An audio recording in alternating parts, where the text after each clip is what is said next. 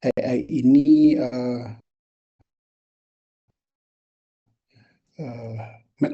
automation bisnis kita ya. Jadi tapi saya nggak mau bahas terlalu teknis ya. Jadi kita coba akan membedah secara sederhana ya dengan bahasa yang mudah dan yang paling penting kita nanti lihat juga bagaimana contoh-contoh nyata di eh, bisnis ya. Jadi adapun beberapa agenda atau objektif pembelajaran kita hari ini ya. Pertama adalah introduction to automation and AI ya. Jadi di sini kita mencoba memahami mengapa otomasi dan kecerdasan buatan itu menjadi pilar utama dalam transformasi digital ya. Kemudian yang kedua kita lihat fondasi dari AI di dalam sebuah perusahaan ya. Jadi di sini kita bisa melihat dasar-dasar penerapan AI di perusahaan dan dalam konteks bisnis ya. Kemudian key teknologisnya apa ya? Kita akan mengenal beberapa teknologi intinya ya. Seperti natural language processing, machine learning, computer vision, predictive analytics gitu ya. Kemudian kita akan membahas juga beberapa use cases ya. Jadi kita akan studi tentang bagaimana berbagai industri itu mengimplementasikan AI ya, dari manufacture hingga customer service ya. Kemudian kita juga akan membahas mengenai implementation roadmap ya. Jadi bagaimana tahapan adopsi mulai dari pilot project, kemudian kita scale up hingga bagaimana kita mengintegrasikan penuh ya. Kemudian berikutnya kita juga akan melihat uh, future trends ya. Kita lihat sekarang bagaimana adanya agentic AI ya. Kemudian ke depan akan ada AGI dan ASI ya. Apa itu AGI, apa ASI akan kita bahas ya. Oke, sebelum kita masuk pembahasan lebih detail sore ini, barangkali kalau ada ingin ditanyakan dulu silakan. Oke, saya pengen tahu dulu sebelumnya siapa yang di kantornya sudah banyak menggunakan AI atau sudah menggunakan AI. Bisa angkat tangan, barangkali bisa nanti share pengalamannya. Silakan. Mas Doni di kantornya udah pakai AI? Saya kan konsultan freelance ya, Pak Bob. Hmm, Jadi saya nggak sehari-harinya terlibat operasional oke, suatu perusahaan, Pak Bob. Tapi dalam pekerjaan saya sebagai konsultan dan mahasiswa S3 sangat pakai AI, oke. Pak Bob. Makasih Mas Doni Ya. ya.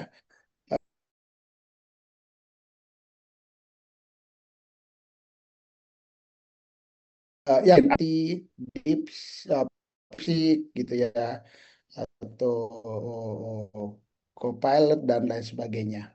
Siapa yang udah biasa menggunakan AI? Ya, mungkin saya share, mumpung masih unmute nih, Pak Bob. Ya silakan. Jadi tadi kalau sebagai konsultan ya, Pak Bob, kan paling sering bikin presentasi ya. Hmm, Nah, jadi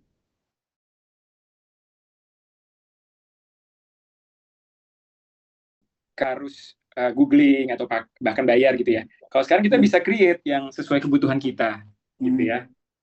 Dengan AI saya bisa pakai Google Gemini atau ChatGPT gitu. Bahkan kalau teman-teman udah nyoba, kalau kebetulan Microsoft Office-nya berbayar itu di PowerPoint sama di Word sama di Excel juga itu ada Copilot hmm, di PowerPoint. Dia sebagai desainer impress topik apa gitu dia langsung bikin desain yang udah ada gambar-gambarnya yang serupa, bahkan sampai ada isinya gitu ya. hmm.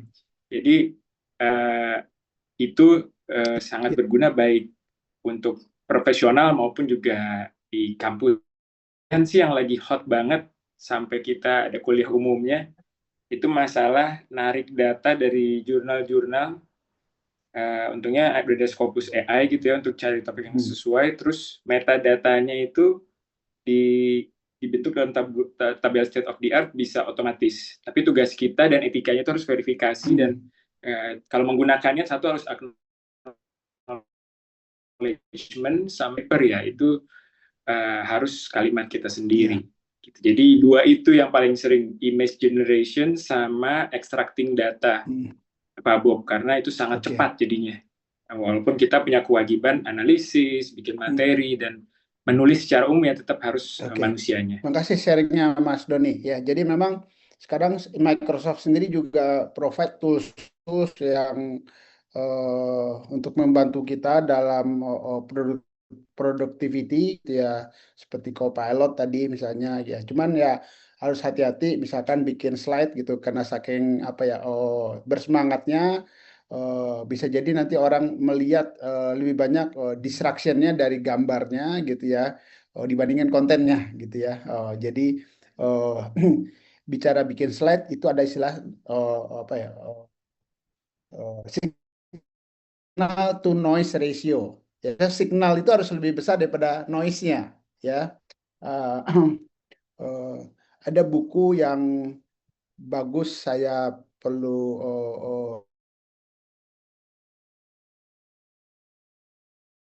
sarankan Recording in itu Presentation progress. Zen. Ya, silakan nanti di googling nama bukunya itu Presentation Zen ya. Kemudian tadi memang sekarang banyak kita menggunakan AI gitu ya, tapi juga harus hati-hati gitu ya karena AI sendiri kadang-kadang berusaha selalu menjawab gitu ya. Jadi kadang-kadang jawabannya itu hallucination gitu ya, halu gitu ya. Jadi nggak sesuai dengan apa ya yang sebenarnya ya. Sehingga kalau Anda research gitu ya, nanya sama AI gitu ya, pastikan juga menanyakan referensinya mana ya, kasih links referensinya gitu jadi supaya dia nggak hallucination ya. Oke, yang lain barangkali yang biasa menggunakan chat GPT atau yang lain silakan siapa yang biasa menggunakan AI. Barangkali Mbak, silakan Mas Abdul Jalil. Ya, izin Pak Bob, kalau saya biasa pakai ChatGPT ya Pak, tapi kebutuhannya hanya untuk membuat, kebetulan saya buat video education Pak tentang matematika, jadi semacam tutorial, tapi itu targetnya untuk penonton luar ya Pak, jadi berbahasa Inggris. Jadi yang saya gunakan adalah biasanya saya menggunakan ChatGPT untuk membuat skrip Pak, skrip video. Tapi Oke. biasanya saya perlu koreksi ulang dengan perhitungan manualnya. Karena beberapa skrip yang dibuat itu hasilnya tidak sesuai dengan perhitungan manual, Pak. Jadi Oke. jadi lebih sering pakai seperti itu sih, Pak. Jadi skripnya dibuat pakai ChatGPT, kemudian image generation atau video generationnya juga pakai ChatGPT ya. Pakai tools lain, Pak. Oke, Hanya buat skrip saja untuk hanya script ChatGPT-nya. saja. Suaranya juga di generate Pakai Eleven Lab, Pak. Oke, pakai Ya. Eleven Lab ya, oke ya. Nah, oke, jadi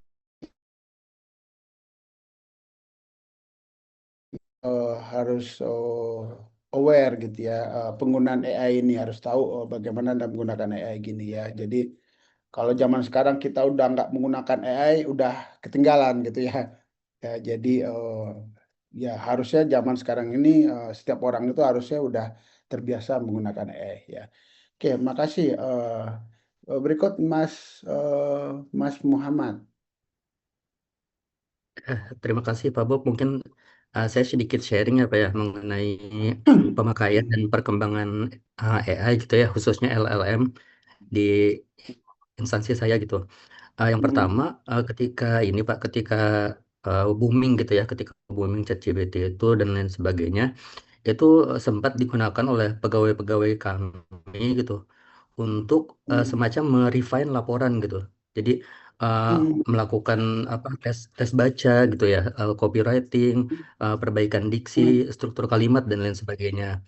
Nah itu, namun tidak berapa lama Pak, eh, dikeluarkan surat ini ya, surat dari instansi secara internal bahwa penggunaan seperti itu tidak disarankan gitu Pak, tidak direkomendasikan gitu. Karena yang pertama, instansi instansi saya ini instansi pengawasan ya Pak ya, yang merupakan termasuk yang resikonya tinggi gitu, terhubung dengan lembaga hukum dan lain sebagainya. Jadi diharapkan seluruh output dari kami, baik laporan sampai ke lampiran-lampiran ini itu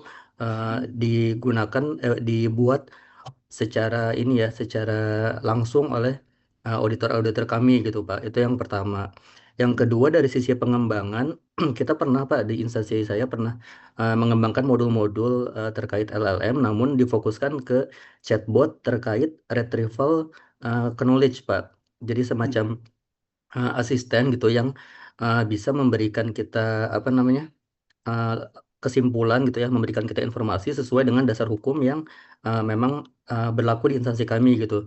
Jadi kalau misalkan kita berkunjung nih ke ChatGPT terus bertanya tentang misalkan bagaimana sih peraturan cuti di instansi X gitu ya misalkan. Nah itu kan mungkin mereka nggak tahu ya Pak ya, karena eh, ilmunya terlalu luas gitu.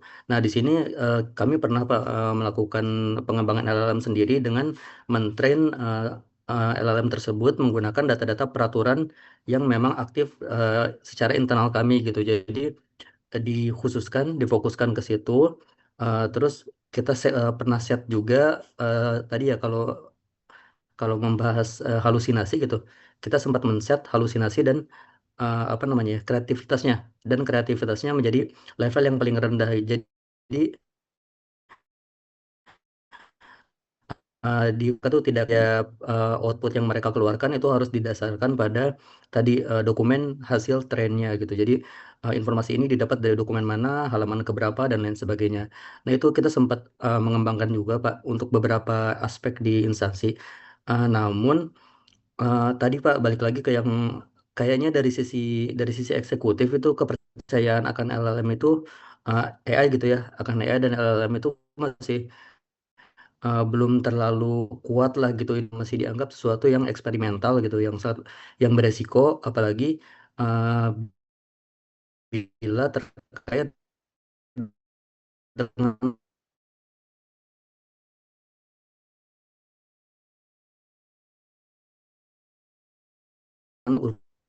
Ya, makasih Mas Muhammad ya. Jadi memang ada beberapa kebijakan dari organisasi ya yang tidak menyarankan untuk menggunakan LLM yang ada di luar ya, karena memang kalau kita menggunakan LLM di luar kemudian kita mau upload sebuah dokumen gitu ya, itu otomatis dokumen itu akan menjadi knowledge baru bagi LLM tersebut gitu ya. Jadi artinya oh, eh, bisa jadi knowledge itu akan menjadi jadi domain publik jadinya gitu ya. Nah, memang sebaiknya kita bisa membangun local knowledge sendiri gitu ya. Eh, Knowledge itu tetap disimpan di lokal gitu ya. Ada model yang ada di lokal. Kemudian knowledge itu disimpan dalam bentuk vektor gitu ya. Berapa pernah dengar istilah RAG ya, bisa dengan pendekatan RAG ya. Oke, makasih Mas Muhammad ya. Berikut Mbak Dinda. Ya, mohon izin untuk menambahkan, Pak, kalau untuk penggunaan AI di tempat kerja,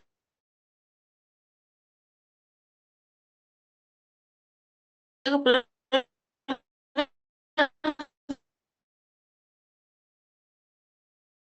kebetulan juga jadi membantu kopi tetap dikoleksi lagi. Terus kemudian kalau untuk di tempat kerja, mungkin ini ya karena sebenarnya waktu waktu di tempat kerja itu saya beberapa kali ikut pelatihan atau workshop yang terkait dengan AI ya. Itu saya mendapatkan satu insight bahwa ada yang bilang bahwa AI ini bisa membantu kita untuk eh, istilahnya kayak dengan adanya AI kita bisa mengerjakan pekerjaan yang lebih besar. Misalkan kita melibatkan AI untuk brainstorming, tapi kan tetap decision makingnya ada di kita seperti itu mungkin ya. Cuman kalau untuk penggunaan eh, misalkan kayak pengunggahan dokumen dokumen kerjaan gitu ya, atau mungkin dokumen berkaitan dengan tempat kerja ke GPT. Nah, saya kurang tahu apakah itu akan langsung langsung seketika jadi publik atau gimana. Karena kan kalau di GPT sendiri kalau tidak salah ada layanan, ada fitur custom GPT gitu ya. Kebetulan saya dan teman saya sempat bikin custom GPT sendiri untuk di kantor. Nah, itu memang knowledge-nya kan apa namanya, kayak kita harus upload knowledge sendiri gitu kan. Nah, cuman saya nggak tahu apakah knowledge yang kita upload ke custom GPT itu nanti hanya penggunanya tuh hanya di custom GPT yang kita buat, ataukah nanti sama GPT-nya bisa dipublikasikan ke publik gitu. Saya kurang tahu sih. Oke. Mungkin seperti itu, Pak. Oke. Baik, terima kasih Mbak Adinda sharingnya. Oke, baik. Sekarang kita bahas lebih detail ya. Jadi bagaimana AI eh, eh, dalam menunjang proses automation di dalam bisnis ya. Oke, ya. Jadi pertanyaan pertama yang harus kita jawab adalah kenapa sekarang ya. Nah, jawabannya ada dua ya. Ada dua dorongan ya. Pertama adalah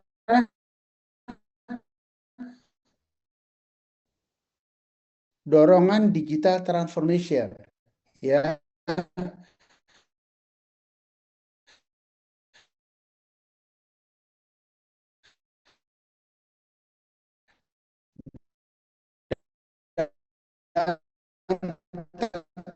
Karena kompetitif tinggal. Nah, mengambil tautinya bagaimana? Oke. eh,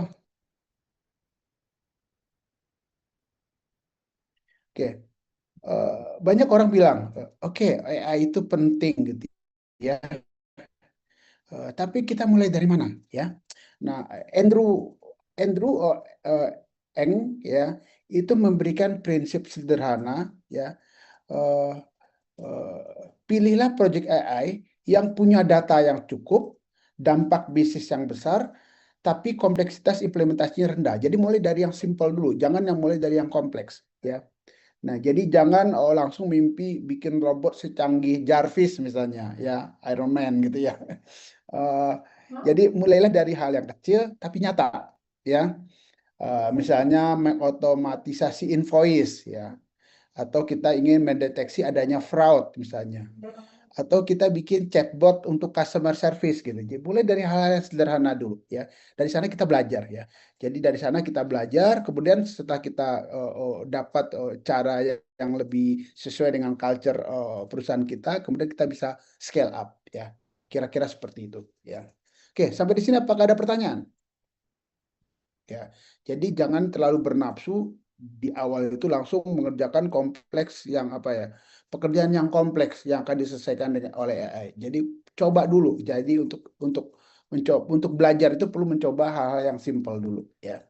Pak Bob, Ya silakan. bertanya, kalau data yang cukup itu mungkin masih banyak yang belum memahami kali Pak Bob ya. Pak Bob, saya di luar bidang ilmu teknologi informasi ya. Jadi mungkin disangka selama ini AI itu adalah sesuatu yang sangat pintar gitu ya. Padahal di baliknya ada banyak data yang membuat dia bisa mengambil keputusan per milidetik gitu, sehingga mengusulkan sesuatu yang tepat gitu kan ya. Nah, dan dia ditrain sampai billions of tokens ya, kalau nggak salah ya, baru bisa dilepas ke publik gitu ya. Nah, apakah di kuliah hari ini kita akan belajar, Pak Bob, untuk bisa memahami di implementasi di perusahaan atau di bisnis itu aturan main mengenai atau formula mengenai kecukupan data itu seperti apa, Pak Bob? Oke. Barangkali kita nggak sedalam itu, tapi sedikit saya coba kasih insight-nya ya. Jadi gini, kecukupan data untuk train sebuah model AI ini sebenarnya sangat relatif ya.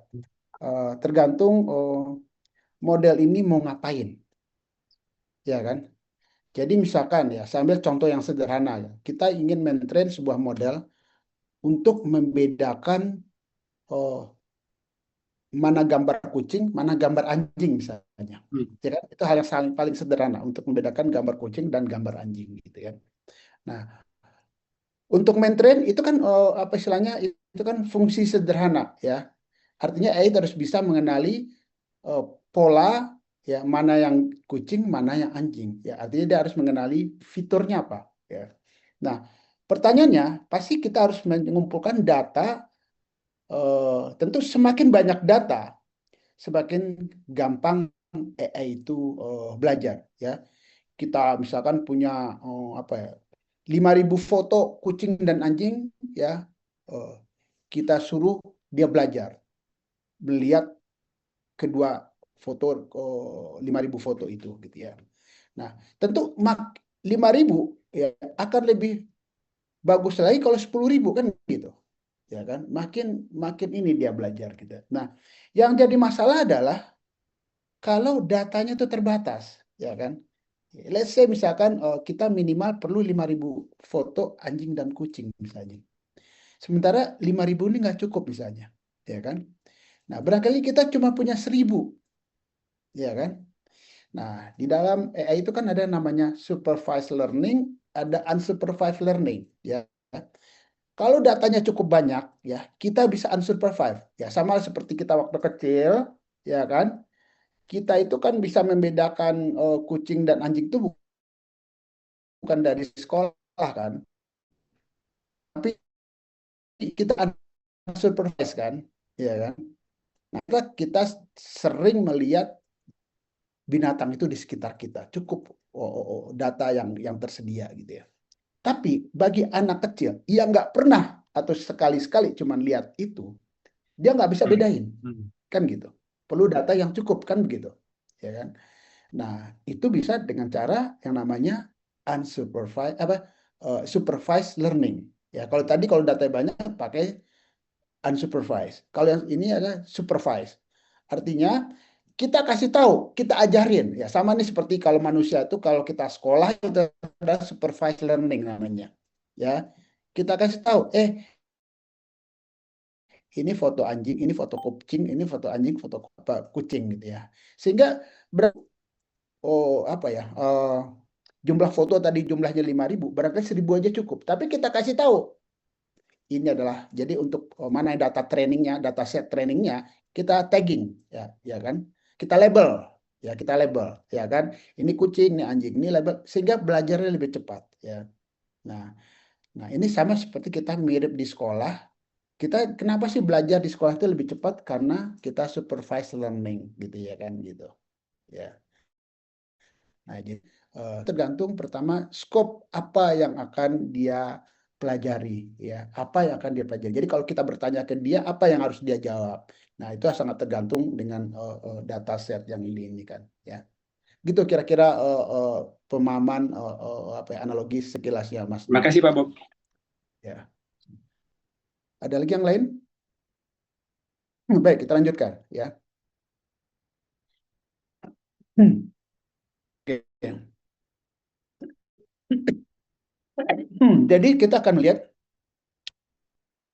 bagaimana AI itu bisa mengautomate proses di dalam bisnis kita. Ya. Jadi sekarang kita coba bicara dulu tentang proses automation itu sebenarnya apa sih, gitu ya. Jadi sering kita mendengar istilah automation, ya. Nah, jadi sebenarnya definisi sederhana itulah menggunakan teknologi untuk mengurangi intervensi manusia, ya. Tujuannya apa? Ya efisiensi, konsistensi, akurasi. Jadi kalau di automate pakai mesin, ya tentu akan lebih efisien, lebih konsisten, dan akurat. Gitu. Nah, tapi kalau kita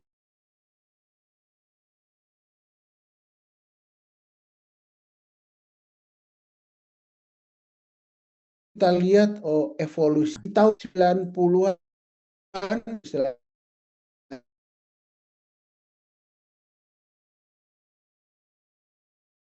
inflammation ya.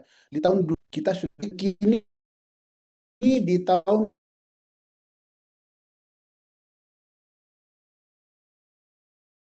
2020-an ya. Nah, nah bedanya di mana ya? Nah, kalau yang tadinya yang rule based automation itu kaku, ya. Jadi kalau robotic process automation itu sifatnya rule based, ya. Jadi kita udah tetapkan rulesnya, dia nggak ada proses belajarnya, ya. Jadi sifatnya kaku, ya. Jadi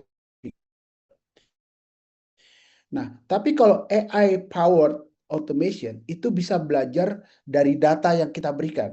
Jadi semakin banyak data diberikan gitu ya, dia makin belajar dan dia bisa beradaptasi.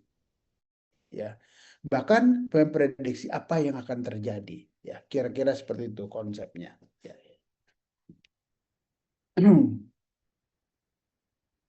Oke, automation di enterprise itu tidak berdiri sendiri ya.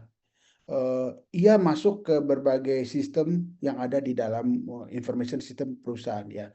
Ada di ERP, ada di CRM gitu ya, ada di SCM, HR management dan lain sebagainya. Ya. Automation itu ada di setiap information system ya. Nah, bayangkan perusahaan itu ya seperti sebuah ekosistem ya. Nah, jadi ekosistem itu komponennya apa ya dalam perusahaan tersebut ya, bisnisnya dan ada datanya ya. Dan semua itu harus terhubung ya. Nah, jadi automation dan AI-nya ini menjadi lem jadi ya. Jadi alat yang mengikat ya, yang mengikat semuanya ya, yang membuat alur kerja lebih mulus, cepat dan cerdas.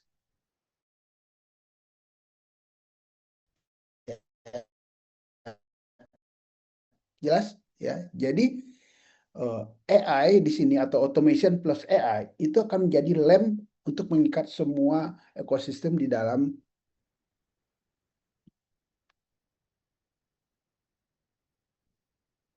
Oke, kemudian bagaimana AI di dalam konteks bisnis ya. Sekarang kita masuk dulu ke fondasi AI ya. Jadi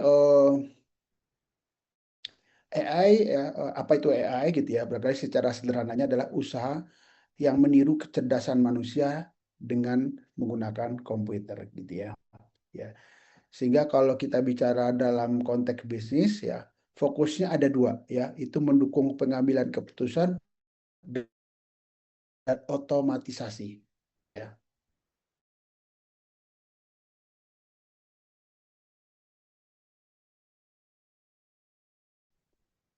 Sebagai bahan bakarnya ya.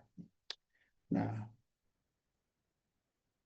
jadi AI ya itu kalau kita bayangkan AI itu sebagai asisten digital ya, yang bisa membantu kita membaca data, memberikan rekomendasi, bahkan mengeksekusi beberapa tugas ya. Jadi AI sekarang tidak hanya generatif, tapi juga melakukan execution ya. Nah, jadi kalau AI itu adalah mesin, maka bensinnya itu adalah data ya. Nah, prinsip sederhananya adalah kalau kita bicara data, garbage in, garbage out ya. Jadi kalau data yang masuk berantakan, hasil modeling AI-nya pasti buruk ya. Jadi jangan berharap kita menggunakan AI kalau data kita masih jelek ya. Itu sebabnya data governance dan kualitas data itu jadi kunci ya. Nah, banyak perusahaan gagal bukan karena AI-nya jelek ya, tapi karena datanya tidak rapi ya. Jadi sebelum bicara algoritma, kita harus pastikan fondasi datanya kuat dulu ya. Nah, jadi banyak nih organisasi yang udah kesusu ya kan, bikin model lokalnya pakai AI gitu ya, akan mentrain AI lokalnya, tapi datanya aja masih berantakan ya gitu. Jadi kalau saya analogikan gitu ya, dalam apa ya dalam dunia pembelajaran gitu ya, sekolah gitu ya, kalau misalkan sekolahnya masih jelek gitu ya, kemudian pasti sepintar apapun anak itu masuk ke dalam, karena diberikan data yang nggak bagus, hasilnya juga pasti akan nggak bagus ya. Oke, sampai di sini apakah ada pertanyaan?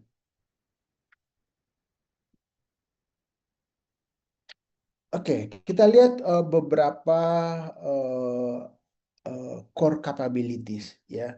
Ada 4 kemampuan penting yang diperlukan ya di dalam suatu sistem yang smart gitu ya. Pertama adalah Natural Language Processing atau NLP ya. Ini ada otak di balik chatbot, text mining, sentiment analysis gitu ya. Ya. Kemudian yang kedua adalah kemampuan belajarnya ya atau machine learning ya. Ini biasanya digunakan untuk melakukan prediksi, melakukan klasifikasi dan rekomendasi ya. Eh, Nah, kalau Anda lihat, kalau Anda biasa nonton Netflix misalnya gitu ya, Anda bisa melihat ada rekomendasi-rekomendasi berdasarkan apa ya, berdasarkan film-film yang biasa Anda tonton. Ya, nah, itu rekomendasinya pasti akan beda-beda untuk setiap orang karena dia belajar dari apa yang Anda tonton. Ya. Nah, kemudian barangkali satu lagi adalah istilahnya itu reinforced learning ya. Ini dipakai dalam supply chain optimization atau dynamic pricing misalnya. Ya. Kemudian capabilities berikut ya, yaitu adalah computer vision. Kita perlu adanya computer vision ya, yaitu biasanya digunakan kita untuk mengenali wajah, mendeteksi cacat produk misalnya di pabrik ya, atau untuk mengenali kode-kode ya, atau mentranslate dari teks ke apa dari gambar ke tulisan, ada OCR dan lain sebagainya. Kemudian capabilities yang keempat adalah kemampuan analytics ya. Jadi mengubah data mentah menjadi insight ya. Jadi misalkan kita bisa melakukan forecasting tren pasar ya. Jadi AI bukan hanya cuma teori, tapi sudah punya kemampuan nyata yang kita rasakan sehari-hari gitu ya. Gitu.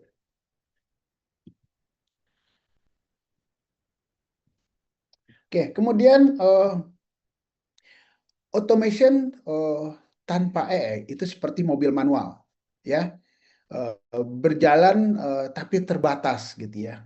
Nah, AI tanpa automation itu seperti kita punya otak tapi tidak punya tangan untuk mengeksekusi ya. Jadi gabungan antara AI dan automation sinergi ini akan menjadi powerful ya. Jadi ketika ini digabung lahirlah yang apa yang kita sering dengar dengan istilah intelligent automation ya. Jadi automation tanpa AI seperti mobil manual berjalan tapi terbatas gitu ya. AI tanpa automation seperti punya otak tapi tidak punya tangan untuk mengeksekusi ya. Nah, contoh sederhana ya, misalkan gitu ya, di dalam pemrosesan invoice gitu ya. Nah, dengan bantuan OCR ya, computer vision ya, AI bisa membaca invoice. Yang tadinya orang yang membaca invoice sekarang AI bisa membaca invoice ya. Kemudian dengan machine learning ya, ia bisa mengklasifikasikan ini invoice apa ya. Nah, kemudian selanjutnya dengan RPA atau Robotics Process Automation, ia bisa langsung memasukkan ke dalam sistem ERP perusahaan ya. Nah, hasilnya bagaimana? Ya, proses yang dulunya memakan waktu berjam-jam bisa selesai dalam hitungan menit saja gitu. Mulai dari invoice sampai dia posting di ERP kita. Ya, tadinya invoice kertas itu kita harus manusia yang baca, sekarang kita tinggal scan pakai OCR, kemudian bisa langsung posting ke ERP. Ya. Itu sebagai contoh bagaimana sinergi antara AI dan automation. Ya. Oke, sampai di sini apakah ada pertanyaan? Silakan Mas Doni. Pak Bob, jadi kalau penggunaan NLP ya, contohnya ChatGPT gitu ya, itu dia sudah siap untuk membaca dokumen atau mencari suatu teks tanpa harus di provide data atau di train lebih lanjut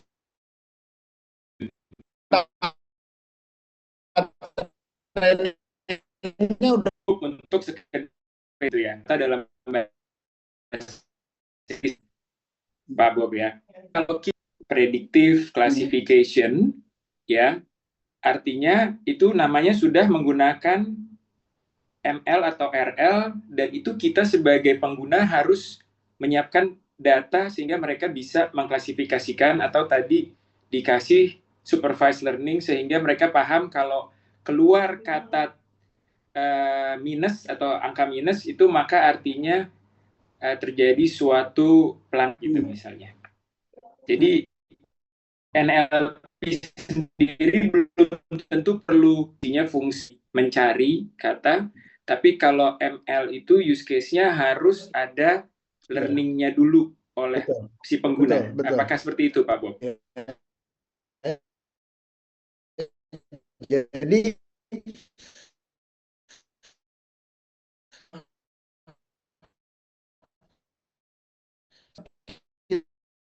kita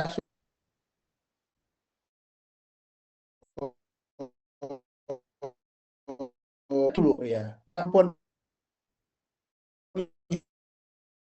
itu trainingnya sudah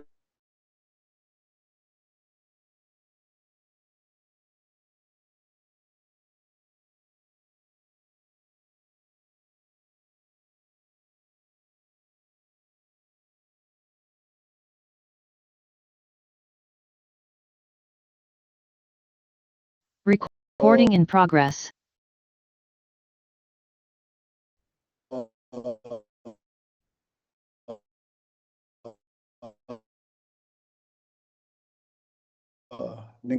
bagi OpenAI misalnya gitu ya. Nah, kalau memang knowledge terlalu spesifik, ya kita perlu training itu gitu ya kan, atau membangun local knowledge tadi, bikin model lokal misalnya gitu. Sehingga model lokal akan bisa dikombin dengan general knowledge ya. Sekarang kan pendekatannya sudah multi LLM ya. Jadi kalau kita menggunakan model gitu ya, enggak hanya satu LLM gitu ya, bisa banyak LLM gitu. Jadi karena masing-masing LLM punya kelebihan dan kelemahan gitu ya. Ada yang jagonya di analytics, ada yang jagonya di generate konten dan lain sebagainya ya. Sehingga kalau kita punya inquiry atau prompting gitu ya, nah itu bisa dipecah-pecah gitu. Oh, kalau bagian ini lempar ke LLM ini, kalau bagian ini lempar ke ini. Ini berupa suatu mesh of LLM gitu ya, gitu ya. Nah, nanti kita bahas juga mengenai agentic lebih dalam lagi gitu ya, gitu ya. Oke, demikian Mas Doni. Terima kasih, Pak Bob.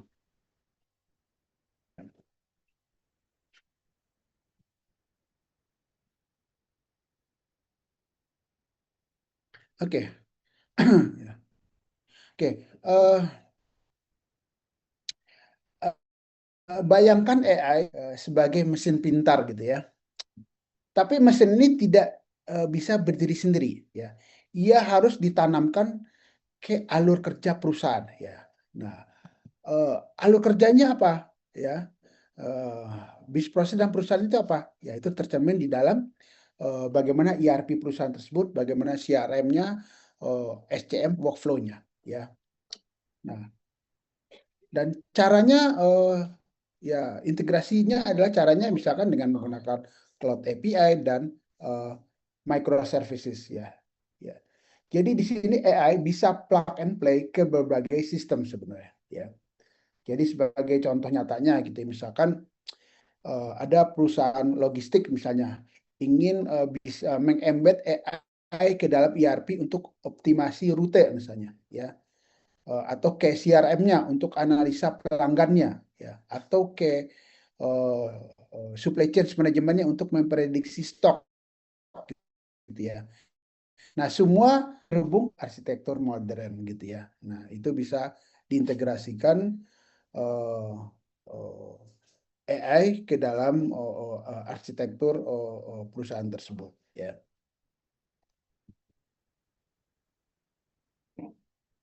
Oke. Oke, sekarang mari kita bicara teknologi yang spesifiknya. Yang pertama adalah RPA, ya, Robotic Process Automation. Ya. Jadi RPA ini seperti kita punya robot digital, ya, yang bekerja di belakang layar komputer ya. Ia bisa klik tombol, isi form, pindahkan file, bahkan copy paste data ya. Nah, contohnya misalkan ya di perusahaan asuransi misalkan klaim dari pelanggan biasanya dokumen itu bisa diproses otomatis,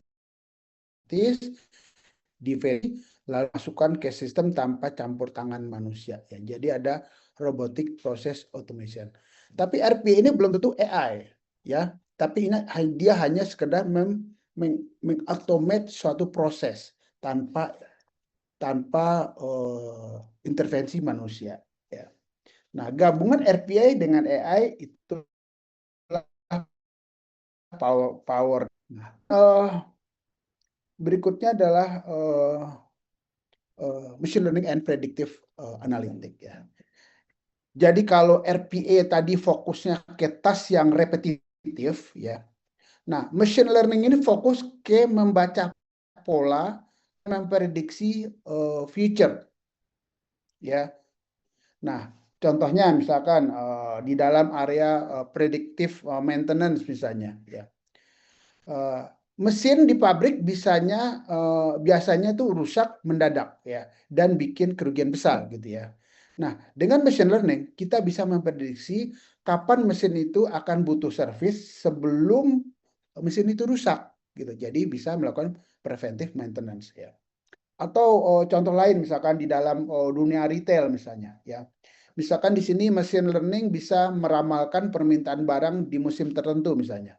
Sehingga stok yang kita sediakan itu tidak berlebihan dan juga tidak kekurangan ya. Jadi kalau RPA tadi kita bicara task yang repetition, machine learning itu fokus ke membaca pola dan memprediksi masa depan ya.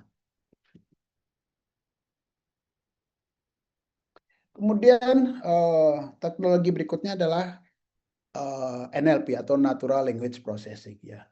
Nah, NLP ini adalah otak di balik interaksi manusia dan mesin ya. Nah, bayangkan chatbot di layanan pelanggan misalnya ya, di customer service gitu ya. Jadi di sini dia nggak hanya menjawab halo, ada yang bisa dibantu gitu ya, tapi juga bisa mengerti maksud kita bahkan emosi kita gitu ya. Atau kalau kita punya dokumen hukum ribuan halaman misalnya ya. Nah, dengan NLP kita bisa otomatis mengklasifikasi, meringkas, bahkan mendeteksi risiko ya. Nah, atau NLP juga digunakan untuk melakukan analisa sentimen misalnya ya. Ya. Nah, bayangkan misalkan sebuah bank bisa mendeteksi nada marah di email nasabah misalnya ya, dan segera merespon sebelum masalah itu membesar gitu ya. Nah, kalau dulu sebelum agentic AI, barangkali kalau udah mendetek ada masalah di email gitu ya, kemudian nanti orang yang balesin emailnya. Nah, sekarang dengan model agentic, sekalian nanti agentnya sekalian bisa balesin emailnya supaya menenangkan customer gitu ya. Gitu ya. Jadi tidak hanya sekedar melakukan prediksi, tapi juga melakukan action gitu ya. Kemudian komponen teknologi berikutnya adalah computer vision ya. Jadi kalau NLP tadi otaknya, nah layaknya seperti makhluk hidup harus ada matanya. Ya, nah computer vision ini memberikan mata pada komputer. Ya, ini contoh paling sederhana karakter recognition gitu ya. Jadi daripada sekedar membaca tulisan di kertas, juga sampai bisa mendeteksi cacat produk di jalur produksi misalnya. Atau di bidang keamanan misalnya, ya. Computer vision bisa mendeteksi ada gerakan yang mencurigai melalui CCTV misalnya. Ya, jadi menjadi mata dari sistem komputer ya, menjadi mata dari AI itu sendiri ya. Jadi kalau NLP itu memberikan mesin kemampuan untuk mendengar dan berbicara ya, komputer vision itu memberikan kemampuan untuk melihat ya. Jelas? Sampai di sini apakah ada pertanyaan?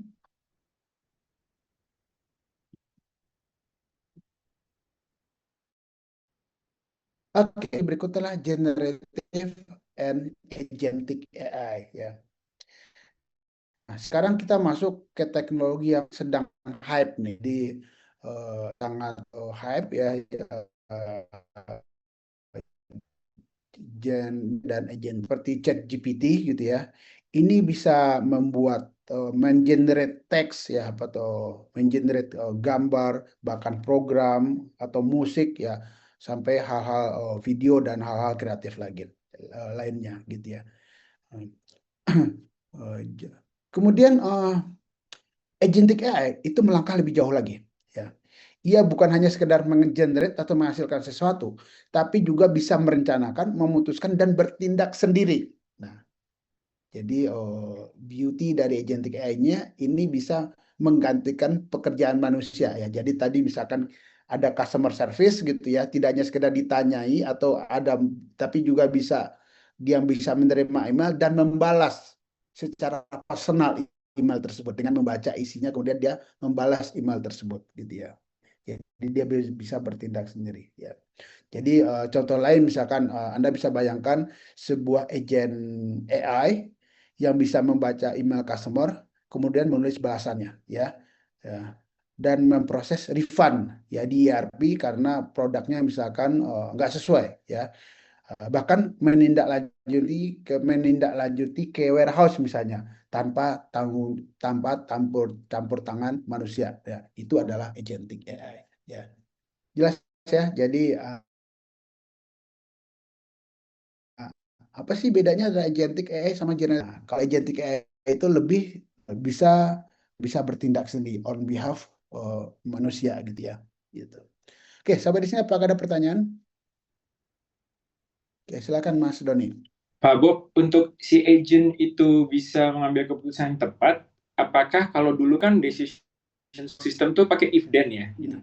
Jadi kalau kayak segini, ini apakah dia punya teknologi baru yang terus terang saya belum pernah tahu gitu, apa Ya, yang dipakai? agentic itu juga sebenarnya juga menggunakan model. Jadi dia belajar dari model ya. Jadi dia untuk mengambil keputusan itu dia belajar juga gitu.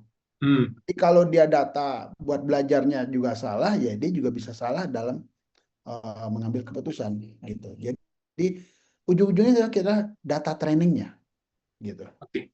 Jadi bukan rule based, tapi learning based berdasarkan data itu ya? Iya. Bedanya sama Ya. yang zaman dulu ya? Jadi sebenarnya agentic AI ini di belakangnya juga sebenarnya adalah model juga, LLM juga, gitu. Jadi sebelum dia execute, dia consult dengan LLM itu apa yang harus dia lakukan, kemudian dia execute. Ya. Jadi benar-benar di luar kontrol kita ya, kecuali kita kunci dengan supervised learning itu ya? Iya, ya betul. Ya. Kasih Pak. Oke, silakan yang lain barangkali ada yang mau sharing pengalamannya atau berikan masukan buat teman-teman juga. Silakan Mbak Wulan. Izin Pak Bob, malah mau nanya nih Pak Bob. Sebenarnya kalau dari kami saya itu kan pembuat kebijakan ya Pak. Dan AI ini sering dibahas termasuk di domestik maupun di internasional fora gitu. Nah, cuman yang jadi perdebatan itu adalah apakah AI itu perlu diregulasi gitu. Kalau di ASEAN sendiri gitu ada yang pro untuk tidak diregulasi karena ini teknologi yang baru gitu ya, yang bisa berkembang lebih luas lagi. Tapi ada juga yang mengatur kode etiknya gitu. Kode-kode etik itu diatur supaya dia tidak bisa mengambil keputusan terutama keputusan pemerintahan gitu. Pertama itu sih Pak Bob. Kedua, kami kan melihatnya dari sisi ekonomi ya Pak Bob, teknologi ini untuk bisa dimanfaatkan gitu. Nah, apa namanya, sebagian 90% usaha di Indonesia itu kan MSMEs gitu ya, micro, small, medium enterprise. Nah, kalau pemanfaatannya sendiri Pak Bob yang dapat kita dorong gitu ya untuk menghasilkan ekonomi dengan menggunakan AI ini apa aja ya Pak Bob? Oke. Khususnya MSME gitu. Ya, apakah perlu diatur gitu ya? Bukan masih perlu lagi, harus ya. Kalau kita lihat pengalaman di negara maju, mereka sudah punya regulasi mengenai AI ini, ya. Karena AI ini rawan penyalahgunaan, rawan masalah etika dan lain sebagainya, ya. Jadi AI ini harus digunakan dengan cara yang bertanggung jawab, ya.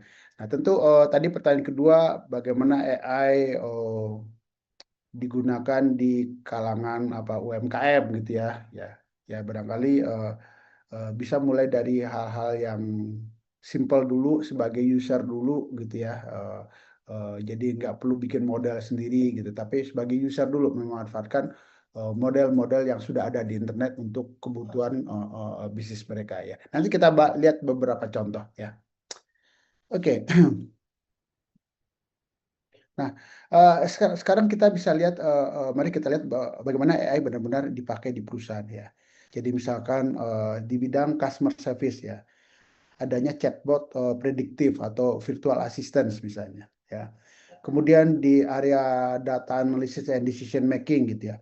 Di sini AI menyaring data besar untuk kebutuhan untuk kita melakukan keputusan strategis misalnya ya. Kemudian di area operation and supply chain gitu ya. Bagaimana misalkan kita mengoptimasi rute, inventory ya, memprediksi kerusakan mesin misalnya ya. Kemudian di area marketing and sales ya, bagaimana kita melakukan personalisasi kampanye atau rekomendasi produk ya. Customer masuk ke apa ya, ke wilayah udah kita banyak, kita bisa recommend sesuai dengan preferensinya dia gitu ya. Di bidang HR misalnya ya, AI bisa melakukan screening CV gitu ya. Jadi nggak sebuah CV yang masuk dibacain satu persatu, atau melakukan apa ya, kita ingin retain pegawai-pegawai yang terbaik kita ya. Jangan sampai ya kita baru ngehnya setelah dia mau mengajukan surat resign ya. Nah, harusnya tugas itu adalah dengan menggunakan AI dia bisa orang-orang yang merasa tidak puas, pengen keluar segala. Jadi sebelum kejadian dia udah bisa sehingga manajemen bisa mengambil apa ya, keputusan bagaimana men-treat karyawannya lebih baik gitu ya, gitu. Jadi dengan kata lain ya, hampir semua fungsi perusahaan itu bisa disentuh oleh AI gitu ya.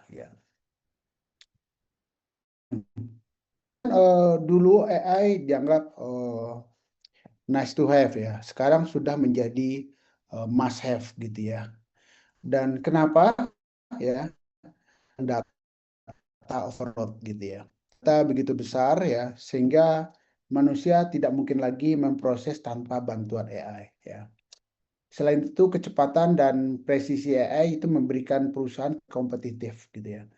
Dan jangan lupa ya, AI itu membuat customer experience lebih personal, lebih responsif, yang akhirnya membuat pelanggan kita tuh lebih loyal terhadap layanan kita ya.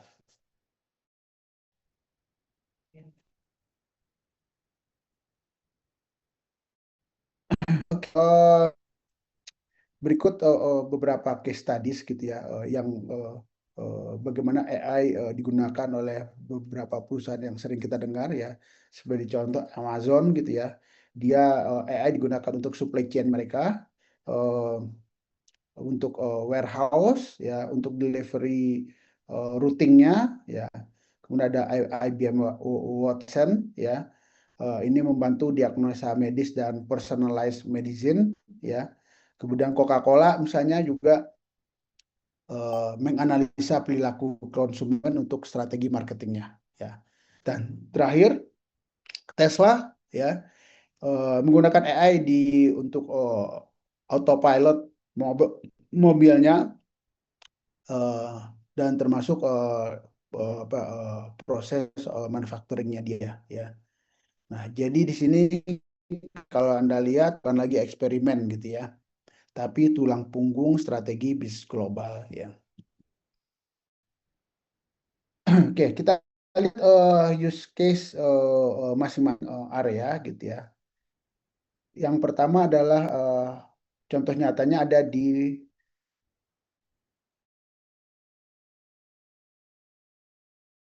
24x7 ya, yang nggak perlu ada customer service yang nggak tidur apa yang harus tidur gitu ya. Nah, di sini AI bisa mendeteksi sentimen pelanggan, apakah pelanggan itu marah, senang atau ragu-ragu, dan sehingga bisa menyesuaikan responnya kita ya. Nah, retail besar seperti Amazon misalkan punya teknologi just walk out misalnya. Ya, jadi kita barangnya keluar tanpa berhadapan dengan kasir, main pergi aja ya. Nah, di sini AI akan menghitung dan menagih otomatis ke akunnya kita gitu ya. Nah, ini salah satu pengalaman di level tertentu bagi customer gitu ya. Nah, jadi kalau Anda lihat ini salah satu toko dari Amazon ya, just walk out gitu ya. Anda tinggal masuk, pilih barangnya, masukin ke keranjang, kemudian Anda tinggal keluar ya, nggak perlu berhadapan dengan kasir lagi ya. Oke, kemudian Amazon juga mempersonalize oh, apa recommendation ya. Jadi kalau kita perhatikan, jadi AI juga sudah melekat di dunia retail dan e-commerce ya. Jadi di sini Amazon itu melakukan personalized recommendation ya. Uh, Coba Anda ingat gitu ya, kalau Anda buka Netflix atau Tokopedia deh ya, selalu ada rekomendasi ya. Nah, orang yang menonton biasanya akan menonton, biasanya juga akan menonton film itu aja. Nah, biasanya dia akan rekomen film yang mirip-mirip ya. Atau kalau Anda masuk ke Tokopedia, Anda sedang mencari produk apa, dia akan rekomen produk-produk yang mirip seperti itu ya. Jadi ini sebenarnya bukan secara kebetulan gitu ya. Jadi kalau rekomendasi itu muncul tiba-tiba di depan Anda, itu bukan karena kebetulan gitu ya. Tapi benar-benar karena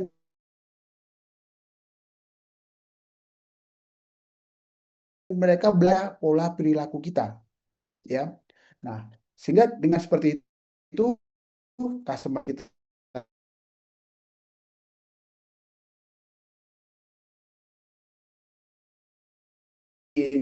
iklan atau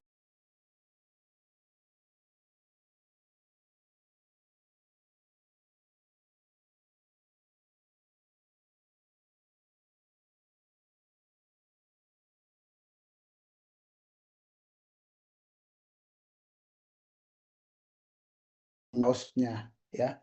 Jadi kalau dulu ya gudang itu penuh dengan pekerja manual yang mencari, mengambil dan mengemas barang ya. Sekarang kita sudah punya namanya autonomous warehouse gitu ya. Jadi di sini ada robot dengan AI yang bisa bergerak sendiri, mengambil barang yang tepat dan mengirimkannya ke bagian packing misalnya ya. Nah, ini Amazon salah satu contoh paling nyata gitu ya. Bisa bisa mengirimkan paket dalam hitungan jam, bukan harian gitu. Jadi setiap orang yang ada yang klik di website mereka, langsung ada robot yang mencari di posisi di rak berapa produk itu berada. Ya, kemudian robot akan mengambil, kemudian melakukan packing otomatis, kemudian dikirimkan ke kurirnya. Ya. Oke. Kemudian Coca-Cola misalnya juga ya. Juga memanfaatkan AI, tapi dari sisi marketing ya. Jadi di sini dia menggunakan AI untuk menganalisa data konsumen ya, bagaimana seleranya, kebiasaannya, tren pasar, lalu nanti ini digunakan untuk menyesuaikan strategi pemasarannya ya. Jadi contohnya di sini Anda lihat ya, bagaimana dia berkampanye iklan yang berbeda untuk tiap segmen ya. Bisa bersifat personal ya, ya sehingga iklan itu lebih lebih spesifik suatu target segmen tertentu. Oke, kemudian kita lihat di use case finance ya. Di jadi di dunia finance AI juga bisa bantu invoice automation misalnya. Jadi invoice yang akan proses otomatis ya. Kalau akan diproses manusia akan repot sekali ya kalau ribuan invoice tersebut. Nah, ribuan invoice ini bisa diproses otomatis yaitu dengan bantuan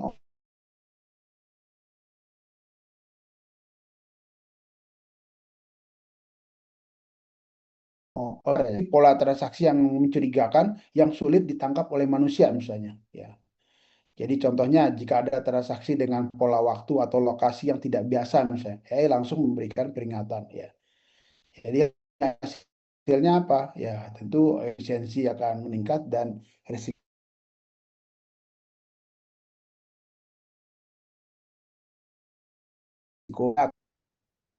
Oke, use case di bidang lain, misalkan di HR ya, atau dan talent management misalnya, ya. Ini juga tidak ketinggalan di area ini ya. Jadi misalkan ada proses screening resume ya, yang biasanya makan waktu berminggu-minggu, dengan AI bisa selesai dalam waktu hitungan menit. Jadi kalau kita menerima lowongan pekerjaan gitu, yang submit resume kan banyak banget tuh application gitu ya. Nah, barangkali kalau bacain satu-satu capek, ya kan? Suruh aja AI yang baca semuanya, kemudian bikin resumenya, ya. Kemudian AI juga bisa membantu memprediksi employee attrition, ya. Ya. Jadi misalkan memperkirakan siapa karyawan yang berpotensi mau keluar misalnya atau resign misalnya. Nah, dengan begitu perusahaan bisa lebih proaktif menjaga talenta terbaiknya, ya. Kemudian use case di bidang supply chain and manufacturing misalnya, ya. Nah, di sini di supply chain AI bisa menjadi radar ya, yang mendeteksi apa yang akan terjadi, ya. Jadi misalnya adanya predictive maintenance di pabrik misalnya. Nah, AI bisa memperkirakan kapan mesin akan rusak sebelum benar-benar terjadi, ya. Atau juga melakukan demand forecasting, ya. AI bisa membaca tren permintaan produk sehingga stok akan lebih optimal, tidak kebanyakan dan tidak berlebihan, ya. Sehingga biaya operasional akan lebih rendah dan produksi bisa berjalan lebih lancar, ya. Ya. Oke, kita lihat contoh Tesla ya. Ya. Tesla itu menggunakan AI di pabrik manufacturernya, ya. Dan dia juga menggunakan AI untuk kendaraan autopilotnya, ya. Jadi kita lihat di sini AI bukan lagi eksperimen, tapi merupakan tulang punggung strategi bisnis global, ya. Ya. Nah, ini juga AI digunakan di mobil-mobil Tesla, ya. Jadi mobil Tesla bisa belajar dari jutaan kilometer data perjalanan pengguna di seluruh dunia, ya. Dengan begitu sistem autopilotnya makin pintar ya dari waktu ke waktu, ya. Nah, jadi kalau Anda lihat AI itu waktu dia meng-capture jalan di sekitar kendaraan itu, sebenarnya itu merupakan dataset tambahan. Jadi makin lama makin pintar. Jadi mobil Tesla itu makin banyak yang pakai, makin banyak digunakan, itu menjadi datasetnya dia juga untuk apa ya, bisa dataset untuk belajar modelnya dia gitu ya. Sayangnya Tesla nggak banyak di Indonesia, jadi dia nggak bisa belajar, bisa membedakan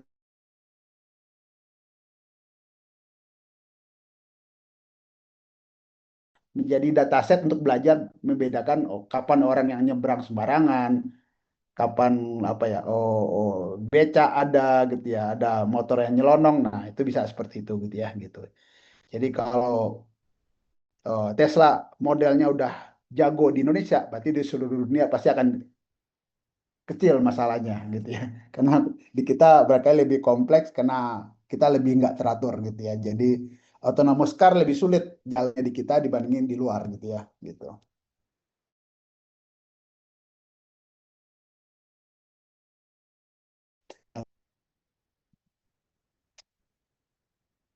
Kemudian di bidang hukum dan compliance juga maaf.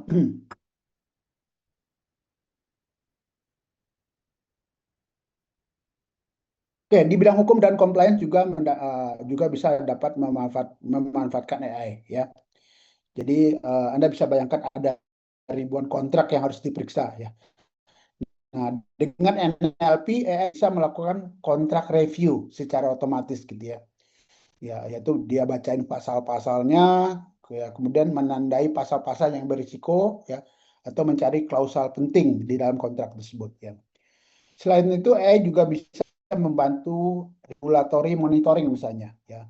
Jadi kalau ada peraturan yang selalu berubah, nah AI bisa melacak serta memberikan notifikasi otomatis agar perusahaan tetap patuh kepada regulasi, ya. Nah, ini akan menghemat waktu dan mengurangi potensi kesalahan gitu ya. Jadi nggak ada istilahnya, oh kita nggak tahu aturan itu gitu. Nah, karena AI selalu memonitor itu dan memberikan apa ya kesempatan untuk kita selalu compliance terhadap suatu regulasi ya. Oke, kemudian AI juga bersifat lintas industri ya. Sebagai contoh misalkan digunakan di bidang healthcare ya, diagnosis berbasis AI, misalkan AI bisa mendeteksi adanya kanker dari citra medis gitu ya, dari hasil ronsen gitu ya. Kemudian tadi juga di retail bisa personalisasi promosi, marketing, iklan gitu ya, bisa melakukan rekomendasi produk gitu ya. Kemudian di sisi logistik gitu ya, bisa mengoptimasi rute ya, sehingga kita bisa mengurangi biaya bahan bakar ya. Jadi di sini AI bukan hanya milik perusahaan teknologi, tapi bisa diadaptasi ke semua sektor ya. Mulai dari rumah sakit, pabrik, sampai ke toko kelontong modern pun bisa menggunakan AI ya. Nah, nah sekarang kita coba bicara tentang jantungnya perusahaan, yaitu ada ERP ya. Jadi ERP adalah sistem yang sebenarnya kita sudah diskusikan di kuliah sebelumnya. Ini adalah HR, supply chain, production dan lain sebagainya. Nah, sekarang bagaimana dengan AI ya? Nah, di sini ERP tidak lagi sekedar sistem transaksional. Jadi dengan kita menggabungkan dengan AI, ERP itu tidak lagi sekedar sistem transaksional, tapi berubah menjadi sistem yang intelijen ya. Jadi ERP plus AI ya, ERP plus AI ya, itu bukan hanya sekedar mencatat data ya, tapi juga memberikan rekomendasi ya. Jadi contohnya misalkan bukan hanya mencatat persediaan barang, tapi juga menyarankan kapan harus restock dari vendor mana misalnya ya. Jadi ERP plus AI ini bukan hanya sekedar transaksional ya.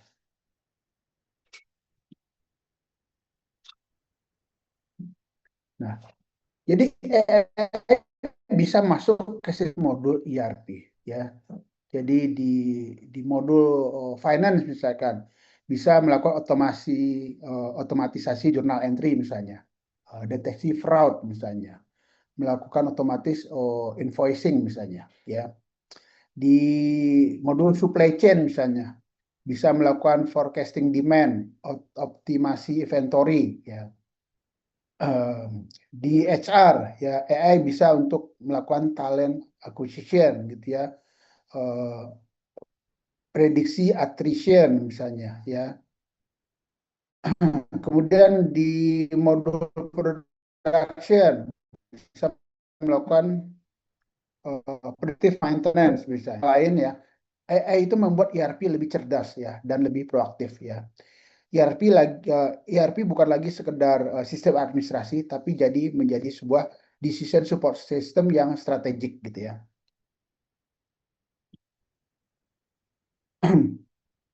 Oke, nah kalau ERP tradisional itu ibarat buku catatan besar perusahaan, maka intelligent ERP atau ERP adalah sistem digital yang juga bisa berpikir ya, beda ya. Jadi tidak hanya sekedar catatan besar, tapi asisten digital yang juga bisa berpikir ya. Nah, ciri utamanya itu ada 3 ya. Pertama, ada model machine learning yang tertanam ya. Jadi ERP bisa belajar dari data transaksi ya. Kemudian ada conversational interface-nya ya, biasanya NLP base ya. Sehingga kita bisa berinteraksi dengan ERP pakai bahasa alami ya, bukan hanya sekedar klik menu ya. Kemudian ada prescriptive analytics ya, bukan sekedar bilang apa ya, bukan sekedar bilang apa yang terjadi atau apa yang mungkin terjadi, ya, tapi juga apa yang sebaiknya juga kita lakukan gitu ya. Jadi dia ada recommendation system ya. Nah, sekarang sudah banyak beberapa ERP yang sudah ada modul AI-nya ya. Sebagai contoh misalkan SAP itu sudah ada SAP Joule misalnya ya. Kemudian Oracle Fusion juga sudah diperkaya oleh machine learning juga gitu ya, gitu ya. Oke, silakan Mas Doni. Silakan Mas Iya, Doni. Pak Bob, untuk ERP seperti SAP itu kan sudah ada toolnya itu, Pak Bob. Jadi saya bertanya sama teman yang memang konsultan ERP, jadinya SAP itu tidak membolehkan selain Joule untuk masuk ke dalam ERP atau SAP modul mereka dan melakukan apapun yang bisa dilakukan oleh ChatGPT atau LLM lainnya. Dia maunya customer tuh pakai Joule. Iya, Nah, ya, memang itu strategi bisnis mereka. Iya. Jadi bukan technical decision sebenarnya gitu ya. Iya, Mereka memang ingin AI-nya AI mereka sendiri gitu ya. betul. Dengan ERP Joule tadi gitu ya. Jadi dan itu memang sangat membantu. Jadi misalkan gini, ada karyawan ingin traveling gitu ya. Kemudian dia memesan, kemudian akan order tiket gitu ya.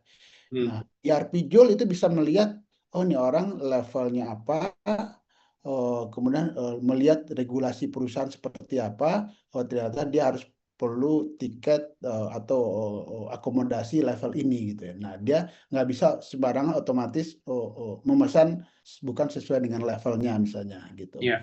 Sementara kan regulasi perusahaan itu kan selalu berubah-ubah kan gitu. Nah, ERP Joule ini bisa belajar dari data yang diberikan secara internal tersebut gitu ya. Nah, Pak Bob, kalau misalnya ada perusahaan atau kayak saya untuk penelitian itu nggak untuk alasan ekonomi atau lain-lainnya, itu saya sempat diskusi bisa juga opsinya itu dari ERP diekspor keluar sesuai dengan data yang kita butuhkan, karena ERP kan membolehkan gitu, kita sebagai ownernya data itu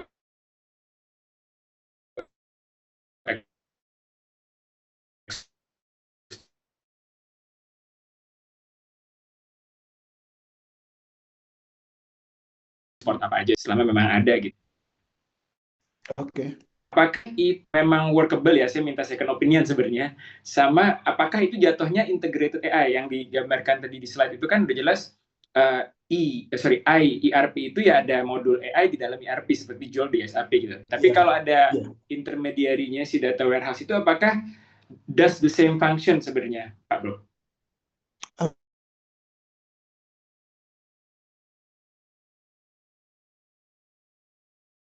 Oke, kita mau ekstrak fitur-fitur apa aja kan gitu. Jadi apa sih akan kita ekstrak dari situ gitu ya. Dan ujungnya semua pertanyaannya, kita ingin model yang kita bangun ini mau ngapain sebenarnya dari situ. Ya kan?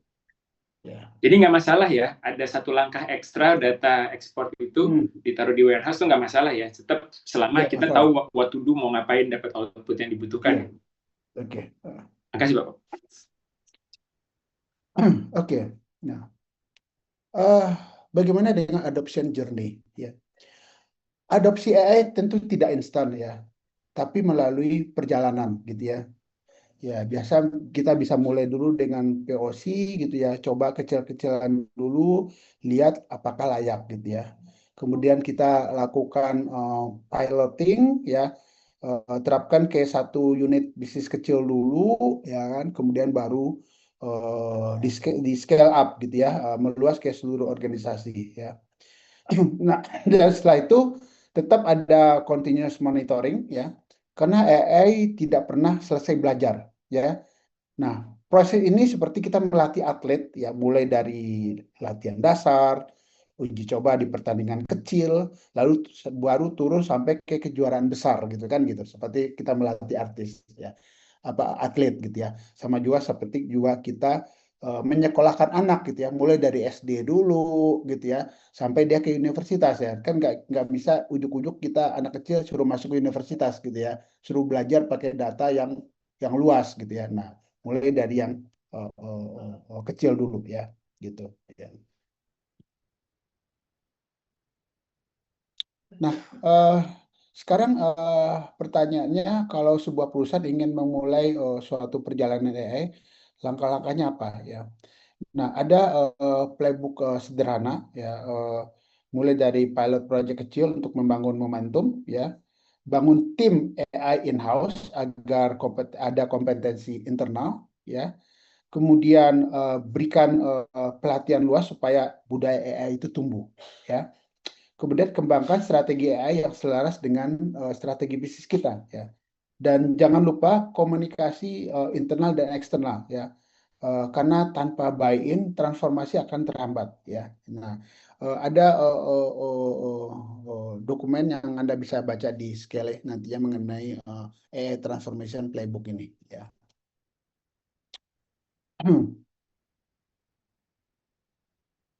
Nah, tentu tidak semua proses cocok diotomatisasi ya.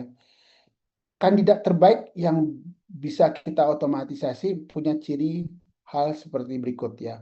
Pertama adalah high volume ya, frekuensi yang banyak ya.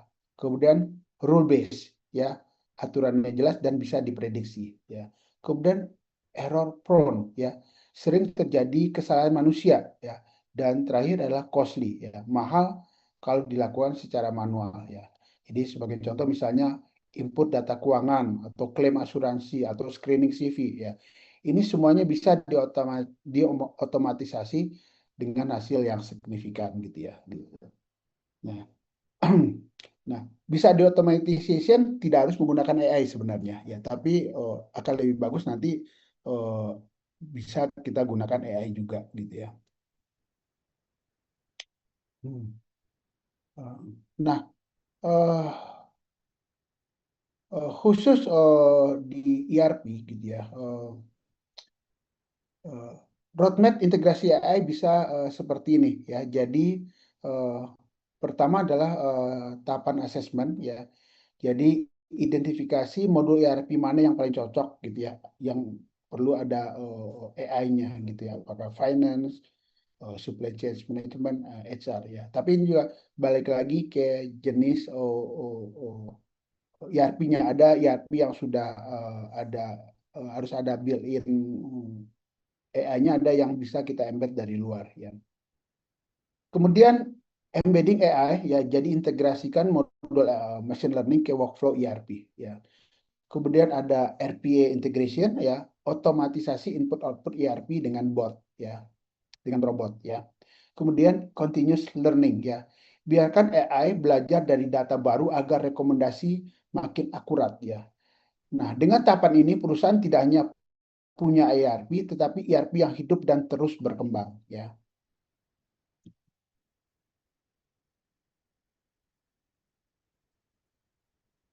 Oke, namun tentu ada tantangannya dalam penerapan AI di dalam ERP ya. Pertama adalah data quality and harmonization ya. Jadi ERP multimodul seringkali bikin data kompleks dan tidak konsisten ya. Kemudian ada customization versus standardization ya. Sementara AI itu butuh data standar, tapi perusahaan sering terlalu banyak customization ya. Jadi makin banyak customization, kerjaan AI juga makin sulit ya. Jadi sama lah seperti orang ya. Kalau datanya standar kita gampang belajarnya. Kalau makin kompleks, makin banyak customization, belajarnya juga makin sulit ya. Kemudian user adoption ya. Karyawan yang sudah terbiasa dengan ERP klasik ya tentu akan sulit beradaptasi dengan ERP yang sudah berbasis AI gitu ya. Kemudian yang terakhir ROI clarity ya.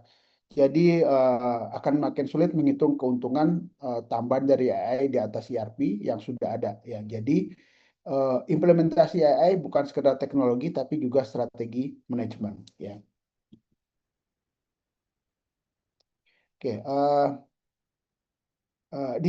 disinilah pentingnya adanya change management ya. Jadi implementasi AI di ERP tidak hanya soal sistem tapi juga manusia ya. Ada dua kata kunci di sini adalah employee involvement ya. Jadi libatkan karyawan sejak awal agar merasa memiliki ya. Yang kedua adalah training and governance ya. Pastikan ada pelatihan dan aturan yang jelas supaya adopsi berjalan mulus ya. Karena teknologi secanggih apapun akan gagal kalau manusianya menolak berubah. Ya. Nah, dalam penerapan AI, tekankan ada istilahnya AI fear factor gitu ya. Jadi resistensi karyawan takut diganti ya. Nah, jadi seolah nanti AI akan menggantikan pekerjaan dia ya. Jadi perlu adanya strategi komunikasi ya. Oke, sekilas kita bahas future of AI and automation ya. Ya. Nah, setelah RPA atau robotic proses automation ya, uh, uh, jadi RPA ini kalau digabung dengan AI muncul istilah hyper automation ya. Nah, jadi hyper automation ini adalah kombinasi antara RPA, AI, analytics, and process mining. Ya. Artinya bukan hanya mengotomatiskan suatu proses, tapi seluruh rantai proses end to end. Ya, hasilnya adalah intelligent workflow. Ya, di mana sistem bisa secara otomatis mendeteksi bottleneck, ya, memperbaiki alur dan terus meningkatkan efisiensi. Ya. Oke, bagaimana dengan human AI collaboration? Ya.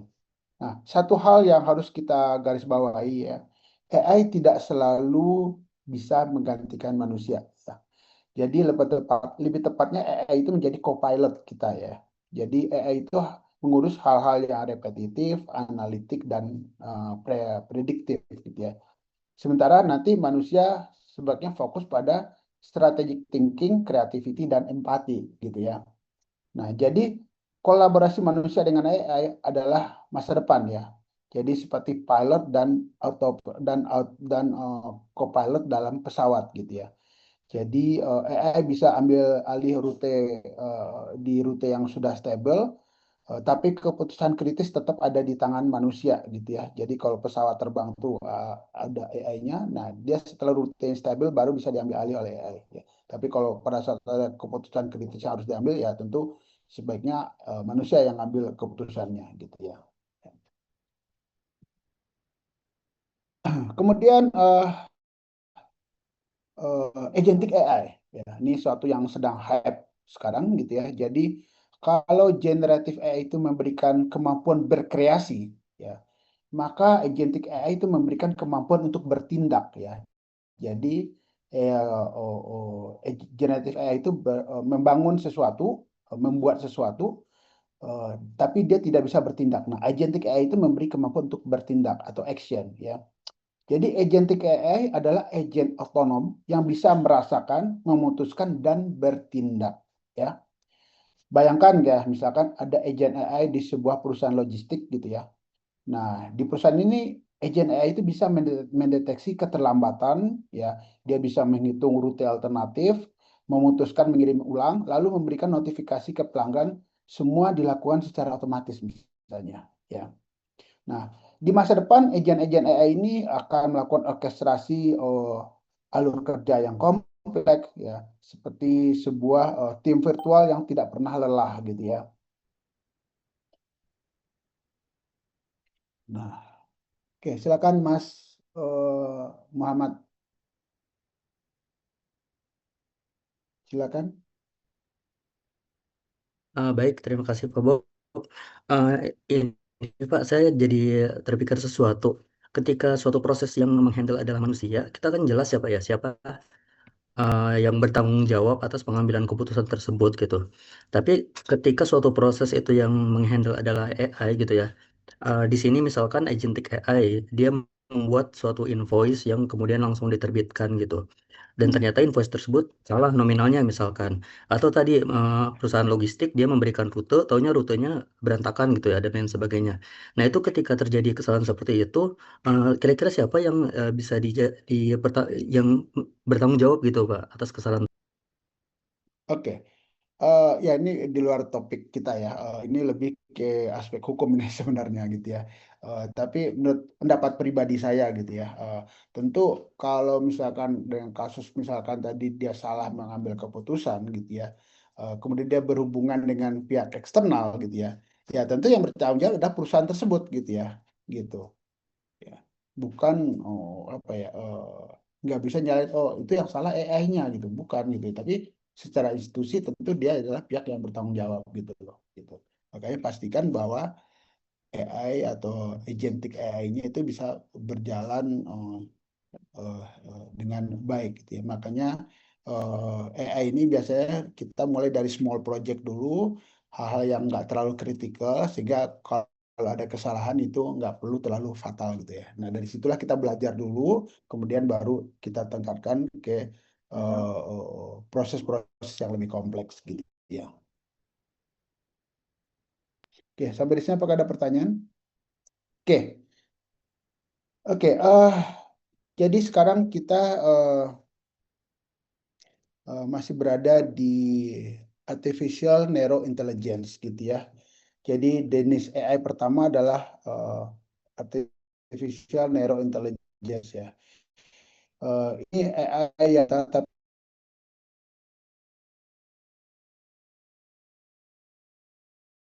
driving card ya, ID factory atau enterprise gitu ya. Ya. Nah, berikutnya akan ada namanya artificial general intelligence gitu ya. Jadi kalau ANI tadi hanya bisa menguasai satu bidang, AGI itu bisa melakukan apa saja manusia bisa lakukan ya. Jadi misalkan bayangkan sebuah komputer bisa mengerjakan research, merancang strategi bisnis, menghibur anak-anak atau memberikan nasihat hukum, semuanya dalam satu sistem ya. Nah, barangkali pertanyaan yang masih terbuka sekarang, apakah AGI akan menjadi partner kita atau menjadi kompetitor kita nih, ya kan? Gitu. Nah, kapan AGI akan benar-benar hadir? Ya, ini masih perdebatan para ilmuwan nih, ya. Sebagian sudah mengatakan sekarang kita udah mulai masuk AGI gitu ya, sebagian bilang belum gitu ya. Ya. Nah, kemudian lebih jauh lagi dibandingkan AGI adalah konsep artificial super intelligence atau ASI ya. Jadi ASI ini adalah AI yang melampaui kecerdasan manusia di semua bidang ya. Ia bisa berpikir lebih cepat, lebih dalam, lebih kreatif dari manusia ya. Jadi secara teoritis kalau ASI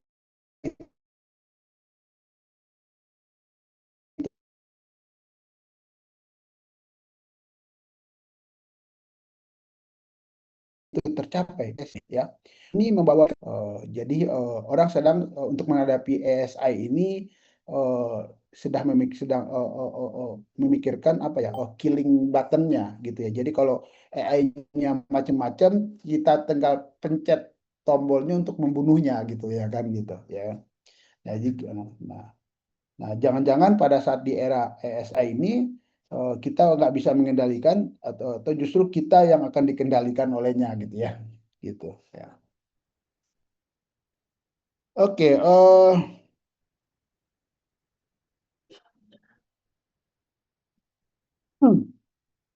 oke, bagaimana AGI ke depan dalam konteks enterprise ya? Jadi kalau AGI benar-benar tercapai, dampak enterprise itu akan luar biasa ya. Bayangkan sistem ERP yang bukan hanya tahun ke depan misalnya ya, atau sistem HR yang bukan hanya merekrut tapi juga menjadi mentor digital untuk karyawannya.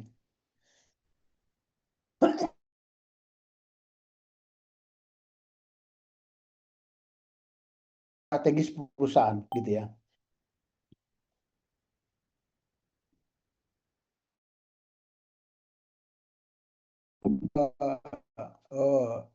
ASI dan implikasinya ya. Jadi kalau kita bicara ASI ya, kita bicara tentang skenario yang lebih futuristik nih ya.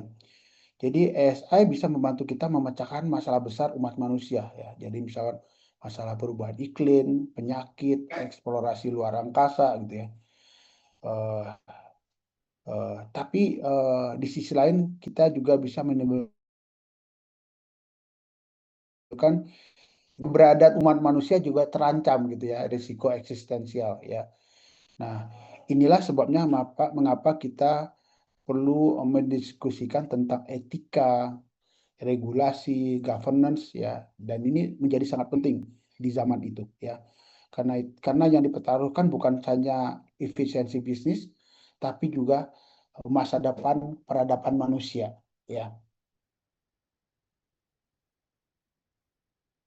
Oke.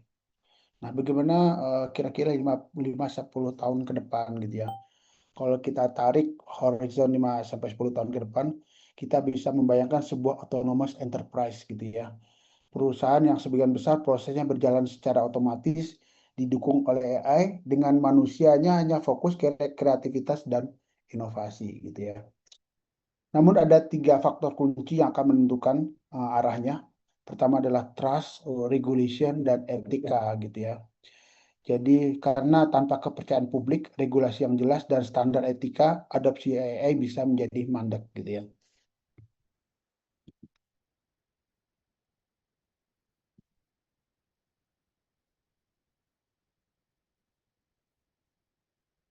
Nah, jadi di balik semua potensi ada tantangan besar ya.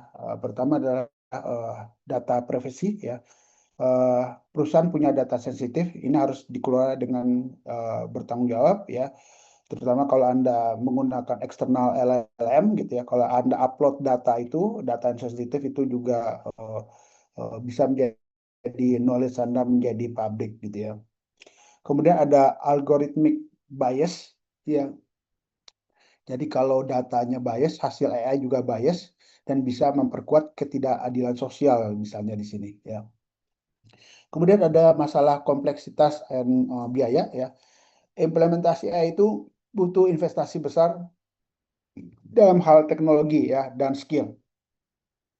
Dan terakhir adanya masalah impact kepada employment ya.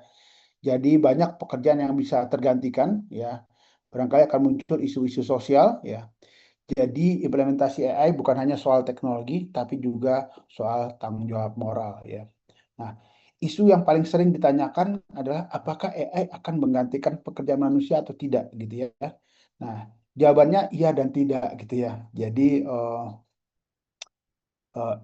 iya ya kalau iya AI bisa menggantikan pekerjaan yang repetitif dan berbasis aturan gitu ya. Tidak, untuk AI yang akan menggantikan kreativitas ya, empati ya, ke leadership manusia gitu ya. Nah, itu manusia akan lebih tepat ya. Ya, jadi AI akan menggeser jenis pekerjaan gitu ya. Jadi banyak pekerjaan lama yang mungkin hilang tapi akan muncul pekerjaan baru ya. Jadi seperti dulu ketika mesin menggantikan tenaga manual gitu ya, tapi membuka pekerjaan baru di bidang lainnya ya. Jadi tugas kita sebagai akademisi di sini dan praktisi juga adalah mempersiapkan untuk transisi ini gitu ya. Oke, sebelum kita tutup, ada beberapa takeaway ya yang perlu Anda ingat ya. Jadi kalau kita tarik benang merah dari perjalanan panjang ini ya, ada beberapa hal yang penting ya. Yang pertama adalah AI plus automation itu menjadi enterprise transformation ya. Jadi perusahaan tidak lagi sekedar berjalan tapi bisa melompat gitu ya. Kemudian efisiensi harus diimbangi dengan etika dan tata kelola ya. Karena teknologi tanpa tanggung jawab bisa berbahaya ya, apalagi dalam penerapan AI ya. Nah, kemudian berikutnya AI bukan hanya sekedar tren tapi merupakan kebutuhan strategis ya. Perusahaan yang tidak mengadopsi AI akan tertinggal ya. Jadi AI adalah tentang masa depan bisnis bukan sekedar teknologi ya. Nah, Kemudian AI dan automation bukan sekedar tren, tapi perubahan paradigma 20 gitu ya. AI akan dia 21 ya. Nah, pertanyaannya bukan lagi apakah kita perlu AI, tapi seberapa cepat kita bisa mengadopsi dan mengadaptasi AI tersebut ya. Nah, masa depan bisnis ada di tangan mereka yang berani berubah. Dan AI ada. Nah, Anda nih ya sebagai sebagai mahasiswa magis, kalian nih punya yang penting nih ya.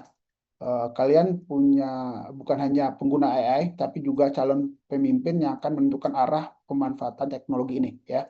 Nah, tugas akademik Anda itu adalah bagaimana Anda mengkritisi, meneliti dan mengembangkan AI agar sesuai dengan kebutuhan lokal, sosial dan budaya kita ya.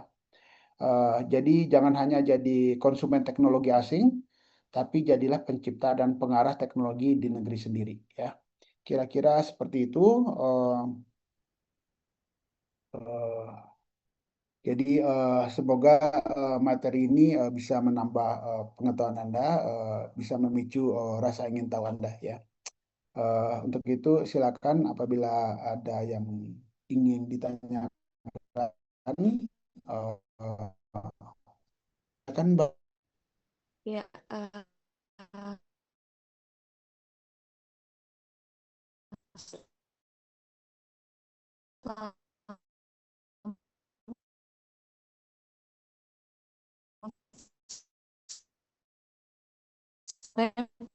Pak Bob, saya dengar ya. Nah, ketika kita mengimplementasikan AI itu, tadi saya sempat searching juga ya, itu ternyata ada tahapannya ya Pak ya, dan tahapannya itu apakah memang di luar sebelum integrasi AI gitu ya Pak ya, layer-layernya itu untuk enkripsi dan lain sebagainya.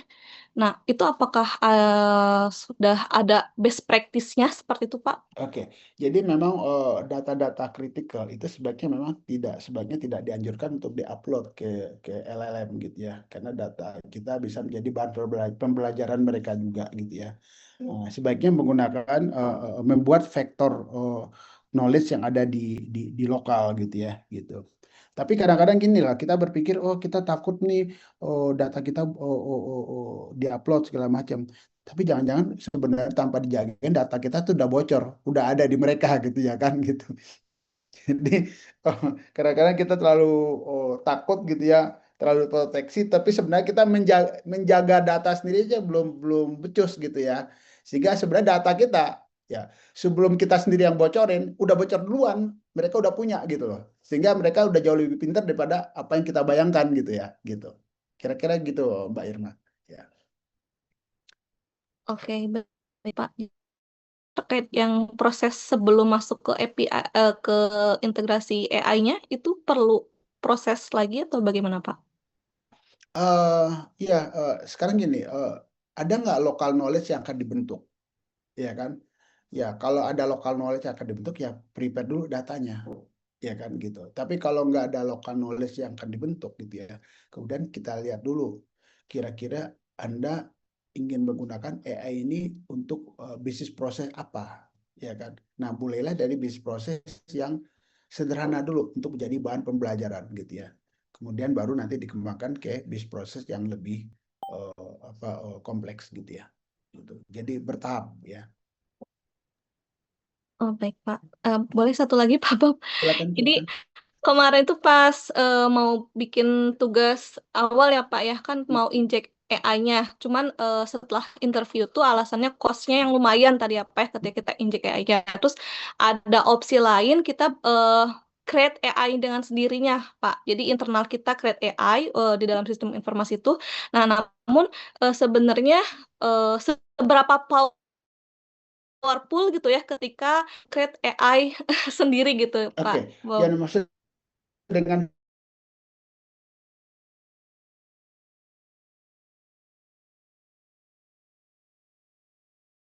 learning-nya. Iya Learning-nya. betul, dibandingkan dengan Loh, AI yang existing. proses trainingnya itu akan sangat tergantung dengan infra yang digunakan gitu ya. Tentu kalau misalkan menggunakan GPU yang yang powerful, ya proses belajarnya juga pasti akan lebih cepat gitu ya, gitu ya. Ya, akan sangat tergantung dengan hardware yang digunakan. Jadi eh, salah satu kendala sekarang dalam mengembangkan AI itu adalah sebenarnya adalah computing power, ya kan. Dan untuk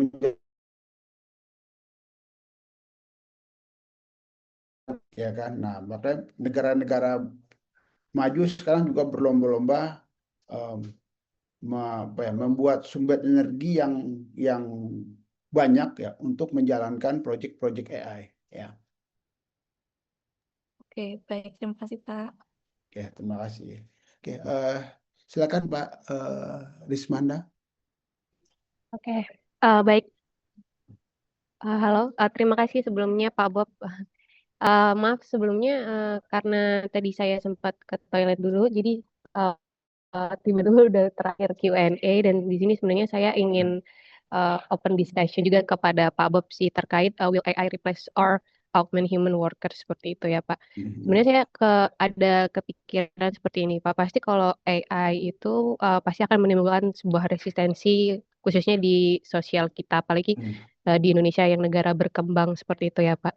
Nah di sini juga saya mau open pendapat saya juga terkait will AI replace or augment human workers itu sebenarnya pasti akan menggantikan sih Pak kalau menurut saya ya. Karena teknologi ini juga sekarang juga semakin berkembang dengan pesat dan pun bukti nyata AI itu menggantikan human workers itu sudah ada seperti itu.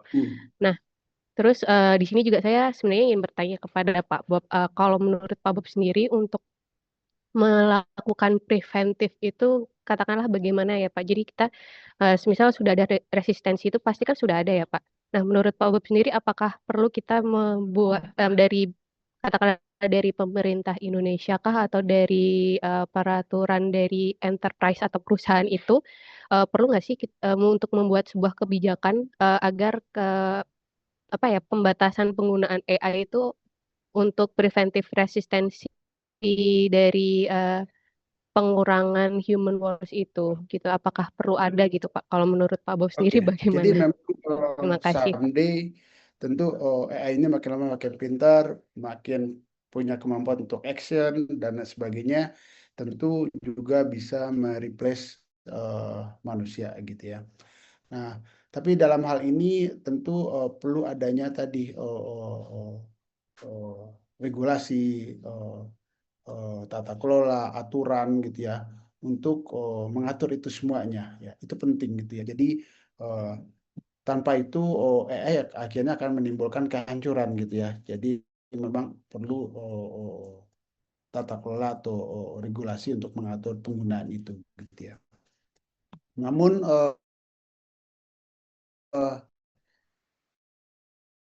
apa ya, sekarang bukan lagi apakah kita akan digantikan atau tidak.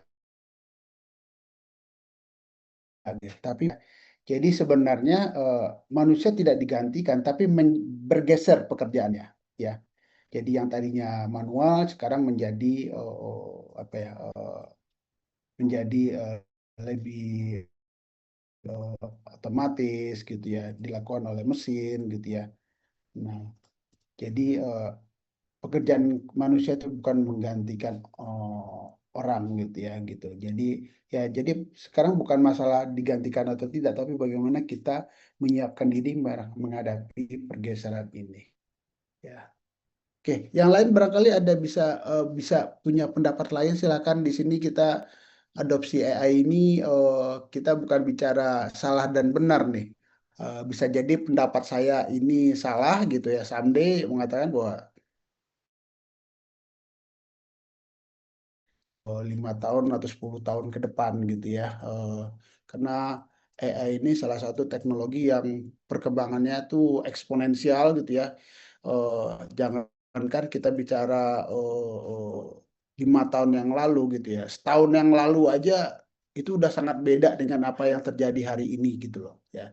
Nah, kebayang nggak bahwa teknologi AI ini digunakan untuk menciptakan AI lagi gitu ya kan. Jadi udah rekursif nih gitu loh sekarang gitu. Jadi perkembangannya itu sangat eksponensial, dan kalau kita tidak hati-hati ya ini sangat menakutkan gitu ya kan. Ya, banyak orang yang jokes itu, ini kerjaan orang IT untuk membunuh, orang IT membunuh kerjaannya dia sendiri. Yang tadinya programming dilakukan oleh orang IT, dengan ada AI orang nggak perlu lagi programming misalnya gitu kan. Jadi orang AI membuat produk untuk membunuh dirinya dia sendiri gitu ya. Oke, silakan yang lain, silakan. Mas Ramadan, silakan. Baik, terima kasih. Izin Pak, saya ingin bertanya terkait dengan kecukupan data pada AI. Ternyata jika kita hanya mengandalkan data history dari perusahaan, muncul istilah bias data. Misalnya kayak di bidang fintech dalam menentukan kelayakan pinjaman secara otomatis. Jika machine learning mendetek wilayah tertentu punya potensi gagal bayar besar dari histori perusahaan, maka wilayah tersebut semacam dapat red line dan auto reject dari AI. Padahal kan belum tentu seluruh customer dari wilayah tersebut punya potensi gagal bayar. Berarti kita harus mengombinasikan AI-nya ya dengan model lain atau dengan disiplin ilmu lain seperti natural language processing, dan tidak hanya bisa mengandalkan Mas Ramadan. Ya, jadi memang untuk bisa AI ini mendapatkan hasil pembelajaran yang baik, tentu perlu kecukupan datanya untuk dia belajar gitu ya. Tapi kalau datanya nggak terlalu cukup ya kita bisa lakukan pendekatan yang supervised learning gitu ya. Jadi dengan bantuan manusia dia belajar. Jadi nggak hanya sekedar datanya disuplai, tapi ada proses labeling yang dilakukan oleh manusianya gitu ya. Kemudian kalau mereka udah punya knowledge gitu ya, kemudian ada pendekatan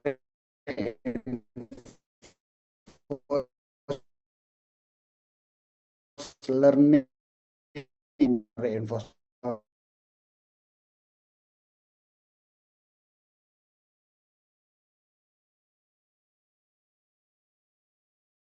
Ya, berikut Terima kasih Mas. Pak Bob. Kami menanyakan mengenai harga ERP ini kan sudah cukup tinggi ya Pak. Nah, kemudian apakah penambahan fitur AI itu akan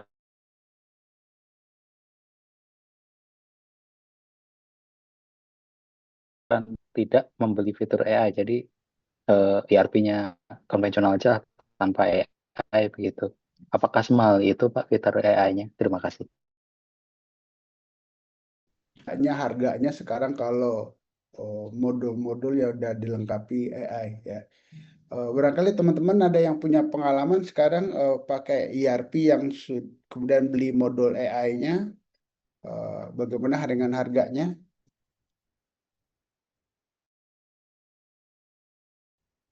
SAP jual itu seperti apa SAP ya? Yang dari perbankan tuh kemarin siapa? Mbak siapa kemarin?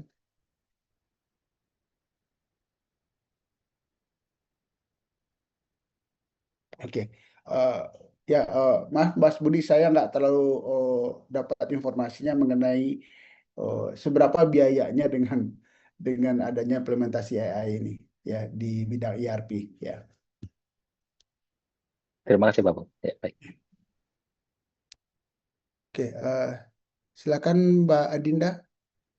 Ya, tadi kan sudah disampaikan oleh Pak Bob ya terkait bahwa manusia itu tidak bisa digantikan oleh AI itu dalam aspek kreativitas ya. Saya memang cukup setuju sih dengan statement Bapak itu, karena apa Itu namanya tapi kalau itu statement sampai, iya bahkan tapi ke depan kita nggak pernah tahu ya kan. ya mungkin kan Ah, orang-orang sering bilang ya mungkin walaupun konsepnya kayak sederhana saja tapi yang mahal itu idenya kan, kadang-kadang orang sering ngomong seperti itu, tapi di satu sisi tadi kan saya sempat sampaikan juga bahwa AI ini bisa membantu kita untuk brainstorming semacam itu ya, jadi sebenarnya agak-agak mungkin agak paradoks ya mungkin.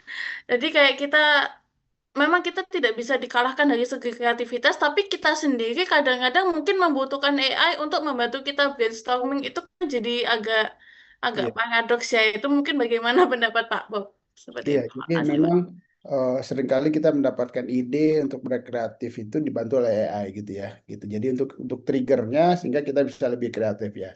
Yaitu itu juga banyak dilakukan orang sekarang gitu ya. Cuman kalau kita bicara creativity gitu ya, sekarang kayaknya arah ke arah AI yang makin kreatif juga makin banyak riset-riset ke arah sana gitu ya. Jadi apa ya? Ya apalagi kita masuk ke area eh, apa super intelligence nantinya gitu ya. Eh, barangkali kita akan masuk ke era itu gitu yang kita belum tahu gambarannya sekarang gitu ya. Eh, barangkali kalau kita berkaca 10 tahun yang lalu, kita nggak nyangka keadaan seperti sekarang nih, ya kan? Kita bisa melihat orang ya berbicara dengan dengan sesuai dengan seperti apa ya karakter aslinya, ya kan? Tapi sebenarnya bukan orang itu gitu misalnya, ya dengan deepfake misalnya gitu ya kan, ya. Dan kita dengan gampang tertipu dengan deepfake misalnya gitu ya. Nah itu kan kita nggak pernah kebayang kira-kira 5 tahun atau 10 tahun yang lalu gitu ya. Nah kita nggak tahu nih 5 atau 10 tahun ke depan gitu ya. Bisa jadi juga dengan super intelligence tadi di mana manusia apa AI lebih cerdas daripada manusia ya bisa jadi dia juga lebih kreatif daripada manusia gitu ya. Jadi ya jadi pertanyaannya kita bukan masalah digantikan atau tidak lagi nih, tapi bagaimana kita menyiapkan diri sebenarnya menghadapi pergeseran ini sebenarnya gitu ya. Nah, terima kasih, Pak. Oke, terima kasih. Oke, yang lain? Baik, kalau tidak ada lagi, saya rasa diskusi kita hari ini sampai di sini. Eh, kita ketemu lagi minggu depan ya membahas topik yang lain ya. Demikian, terima kasih atas partisipasi Anda di sesi hari ini. Eh, eh, saya tutup. Assalamualaikum warahmatullahi wabarakatuh. Waalaikumsalam warahmatullahi Waalaikumsalam. wabarakatuh. Terima kasih Pak Bob. Waalaikumsalam Pak. warahmatullahi Sampai minggu depan. wabarakatuh. Terima kasih Pak Bob. Iya, Pak Bob.